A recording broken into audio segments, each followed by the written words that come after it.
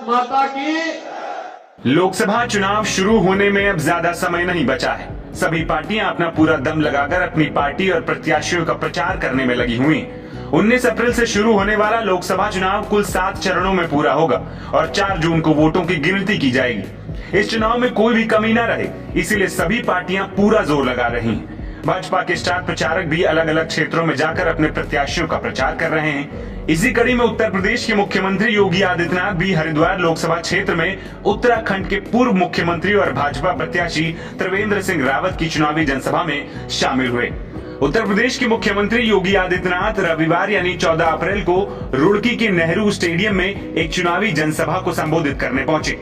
ये चुनावी जनसभा उत्तराखंड के पूर्व मुख्यमंत्री और भाजपा उम्मीदवार त्रिवेंद्र सिंह रावत की थी, जो हरिद्वार लोकसभा क्षेत्र से चुनाव लड़ रहे हैं। इस दौरान सीएम योगी आदित्यनाथ मंच पर पहुंचे और सबसे पहले बाबा भीमराव अंबेडकर के चित्र पर पुष्प अर्पित किए। इसके बाद उन्होंने जनता को संबोधित करना शुरू किया। सीएम योगी आदित्यनाथ जनता को संबोधित ही कर रहे थे कि तभी उनकी नजर भीड़ में खड़े एक बच्चे पर पड़ी। वो बच्चा उनकी ही वेशभूषा धारण कर रखा था और भीड़ में खड़ा था। उसके हाथ में एक गुलदस्ता था।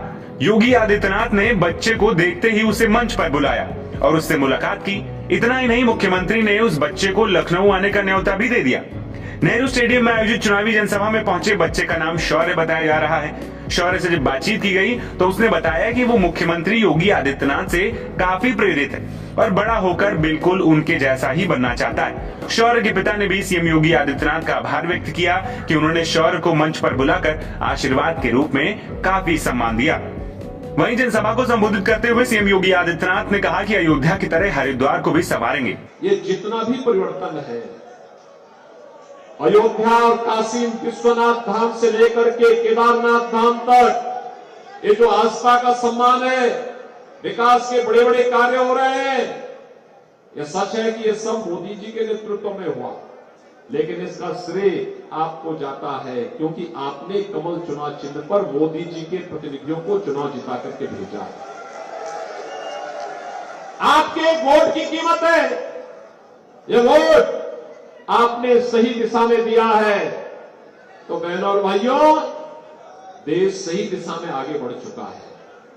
अगर गलत दिशा में जाता तो वैसे होता जैसे उत्तर प्रदेश में पहले 17 के पहले रोज कर्फ्यू लगता था। आज तो कर्फ्यू नहीं लगता ना यूपी में। मुजफ्फरनगर तो आप ही के बगल में है ना, 3 महीने तक कर्फ्यू लगा था वहां। समाजवादी पार्टी की सरकार में 3 वर्ष तक कर्फ्यू लगा था। आज कर्फ्यू नहीं है। आज तो गाजियाबाद से हरिद्वार तक कांवड़ यात्रा की धूम होती है। कांवड़ यात्रा की धूम